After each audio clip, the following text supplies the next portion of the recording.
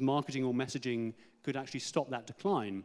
Actually, if you ask teenagers how much of your life will be taken off through smoking, they overestimated the negative impacts. In other words, it didn't help just saying it was bad for you. They needed to find a different way of doing it.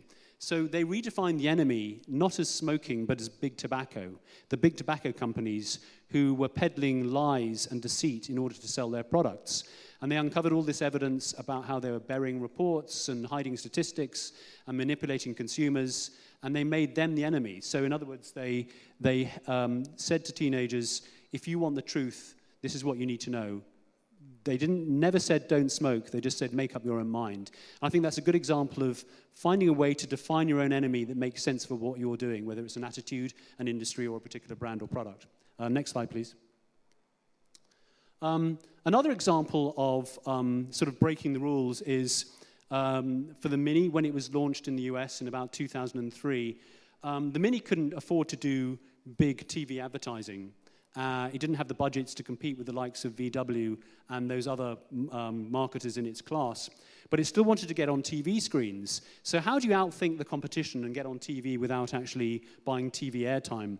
And what they did was they went into sports stadiums and took out some of the seats, like 2 rows of seats, and then they put a Mini there instead, and they then put a radio sweepstakes for people who have the chance to sit in the Mini and around the Mini during the games. And not surprisingly, the TV cameras kept going onto the Mini throughout the sports broadcast, and they got millions and millions of dollars of free airtime by doing something like that. Next slide, please. This is another part of the Mini campaign, which was a guerrilla stunt. Again, they got a huge amount of publicity where they drove around big SUVs, big off-road vehicles around major cities in the States with, instead of what you would normally have on, which is a pair of water skis or some mountain bikes, they had the Mini to both demonstrate its small size with a message that said on the side, what are you doing for fun this weekend? To position it as a fun vehicle that was different from the big competition at the time. Next slide, please. So, this is some of the ways that things have changed, and those are some of the principles through which we're talking about. I think another main principle, and this is very pertinent to what we've been talking about in the last couple of days, is don't pander to technology. In other words, don't be seduced by all the stuff out there. This is the hub I showed you again. If you go to the next slide. This is just an example of some of the hundreds and hundreds and hundreds and hundreds of brands and media formats that you as a marketer or advertiser can plug into to advertise your products or brands. But how do you weed through all this stuff and work out which ones you should use? It's so easy to think you should actually market and advertise in the next big thing, the next big format. But how do you do that? It seems to me that it's starting from the wrong place. And this is where I sort of preach, I guess, which is I think the thing that's missing are big ideas. And it's the big ideas that should inform the media choice. And I think there's a certain sequence that you have to use which uses some media planning in terms of where you're going to put your message, but starts from a completely different place. And that place starts with consumer insights. Make sure you really understand your consumers, and then work out what it is about their lives where your brand and product is relevant to them. And the second thing is that you need to create this big idea. Easier said than done, right? And we'll talk about that again in a minute. And the third thing is that you then need to understand how your target market interacts with different types of media. Are they on Facebook? Are they on Twitter? Do they watch TV? Do they read magazines? Do they read newspapers? Et cetera, et cetera. In other words, you have to work out what it is about their lives and which part of the media mix is relevant to them. And the third thing you have to do is execute it. You have to bring that thing to life as well as you possibly can do. And again, if you take that subservient chicken example, it only worked because it was done with such meticulous detail that people couldn't understand how it was done. If they'd just put out a little online film of a chicken dancing, it would have been lost among the millions of other videos that were trying to become viral. Next slide, please. So I think this is the questions you ask yourself as a marketer. They're really simple questions. And actually, I think the whole thing about this punk marketing revolution is that it's been true forever.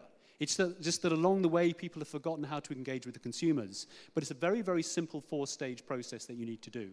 Next slide, please. So one final example, before I get on to finish up on this thing, of a campaign that I think does this stuff really well, which was a campaign for Lynx in Australia. So Lynx is a body spray for guys. And they didn't have much money to do this stuff, as these brands often don't, particularly the Australian market, where the budgets are way lower than some of the bigger markets like the US. And what they found was that their share amongst young guys, which is their main audience, was decreasing. They were getting a lot of the teenage boys, 13 to 16-year-olds, but their core market of 17 to 25-year-olds, it was losing relevance for them. So that was their sort of going-in problem. Their consumer insight was that guys of that age, 17 to 25, in Australia, it's the first time they get to travel overseas. And travel for them is about new frontiers, new experiences, and women. So that was their consumer insight. So there's something interesting about travel and their exploration and their coming of age and their contact with women for the first time in foreign places. So if you'd done a media planning way of doing this, in other words, looked at the media and said, well, how do we reach these guys, and forgot about the idea for a moment, but started with where do we get into the media, you might have bought some space around travel magazines and airports and thought about the travel experience and how do we interact with those people media-wise. But actually what they did was the smart thing, which is said, what's a big idea that will bring to life this idea that Lynx is there through that stage of your life when you're first to explore for the first time and you first come in contact with sex. So what they did was they created the fantasy airline called Lynx Jet. And it was a fantasy airline with all the accoutrements of a normal airline. It had an online film that promoted the airline. It had print ads. It had safety demonstration films. And it's all about sex. It's all about beautiful flight attendants called mostesses. And if you just flick through some of the next few slides. So they had safety demonstration films with the mostesses cuddling up to the guys on the plane. They had a Mile High Club. Next slide, please. They had a series of interesting print ads, suggestive print ads. Next one. Next one. And the campaign was hugely successful. So they got to 85% market share and reached their goals in half the time they were trying to do it. And I think that's a really good example. It wasn't a big budget campaign of how the idea led the media. So then it begs the question, so how do you get to these ideas? It sounds easier said than done, and all the examples of the things I've shown you here, whether it's Mini or Biomat or Philips or Dove or Lynx Jet, had really good ideas in them. And so I just wrote this book, which came out in the UK in July. It's coming out in Germany, I think, this month, and it came out in the US in July, and it comes out in China at the end of the year, called The Business Playground. And I wrote it with this guy, Dave Stewart, who's a musician. And it's really about helping people be creative. And our premise is that everybody is creative. We've always been creative. We were very, very creative as children. And actually, sometime along the way, we sort of lose it. It gets dampened down. This probably applies less to people in the people in this conference, because I think we work in creative industries. But certainly in big business, there's a fear of creativity. It's outsourced to agencies. It's outsourced to departments within a company. Those people are weird people who wear funny glasses and black suits. But actually, we've all got it within us. And the problem with marginalizing creativity is it's only reserved for those parts of the mix where it's the polishing, the bit of fluff at the end, the way the car commercial looks, or the packaging bit. Whereas actually, creativity is needed in every part of the process. Creativity is what drives innovation. It's what helps us solve big problems like global warming, or oil spills in the Gulf, or anything in the environment or business. It's driven by innovation, which is driven by creativity. So in the book, what we do is we talk about the principles of creativity. We give people tools and techniques and some games in there. And we interview people like Mick Jagger and Paul Allen. So it's quite a fun book. Next slide, please. So I just want to finish with one thing. So this is all very well, but I wanted to give you some very specific things that you as marketers or potential marketers could do when you get back to work in the next day or two. And some of them follow some of the principles I've been talking through, but write down your industry's conventions, whatever those might be, and decide which ones you want to break. That's the way you're going to get standout. You're going to get standout by taking something which everybody else does and say you're going to do it in a slightly different way. Another thing is, I think we're often looking for the big idea that's going to change everything. And to be honest, that doesn't really exist that often. There are very few big ideas. What they usually are is a combination of lots and lots of small ideas brought together and done well. And I think that applies to Apple products, Facebook, commercials. Most innovations actually aren't big breakthrough things where people have an aha moment. There are a series of things that are packaged well. And I think what it's worth doing is, rather than trying to become a startled deer in the headlights and waiting for that big thing and doing nothing different until you find it, find some small ideas and make them really good. What is it about that your customer experience that you can make amazing, for instance? So third thing is, I can't read sideways now.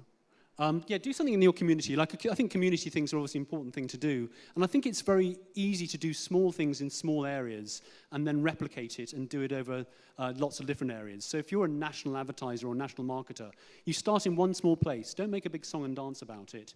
Do something small and meaningful, and then do it in 10 more places, and then you can start talking about it. But again, start small and then build up from there.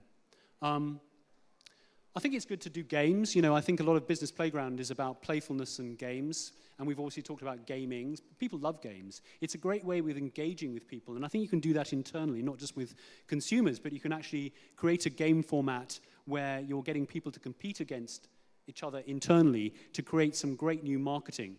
And I think using people within an organization better is what crowdsourcing is about. It's not just about using consumers, it's also about using the internal resource.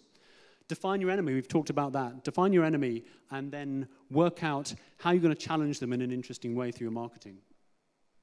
I think getting a small experimental budget, and this certainly applies to big advertisers who put all of their money in the big stuff that you can measure, but I think there's a lot of value in finding really small budgets and just almost not looking at it, just giving it to somebody to go and play with and see what they can come back with. And I think if you give them that freedom, often you come back with much more interesting things. Ask great questions. You know, one of the most important things in coming up with ideas is framing the problem in the right way. And I think, you know, look at some companies like Nokia. They asked a question about what business they should be in the 1980s. They were, up until that point, they were selling rubber boots, they were selling paper products, they were selling lumber, and then they had some mobile phones. And the CEO came in and said, what business are we in? We're selling in all these different areas. We've got no specialty. What should we be doing? And that led to a huge change in the culture, and they became the biggest handset manufacturer in the world, and they sold all those other businesses. They're now asking questions about what business they're in, and they're realizing that they can no longer be just a mobile set manufacturer because it's become a commodity. So they're trying to get in the content game and entertainment game. You know, Einstein said there's no such thing as a bad question. The only bad question is the question not asked. And I think that's really important. Ask questions of yourself about what you're doing and why you're doing it. Don't outsource all of your creativity. I talked about this earlier, which is if you outsource it to other people, you're missing a huge opportunity to do some really interesting things throughout the whole decision-making process. And don't go for gold each time. Create a culture of constant ideas. One of the things that we found out when researching the book is that quantity of ideas is the biggest predictor of creativity. So everyone, again, is looking for a big idea, but actually people who can come up with more ideas are more likely to come up with a better idea. So if you want to know who's a creative person, ask them how many ideas they can come up with for a particular product or particular problem.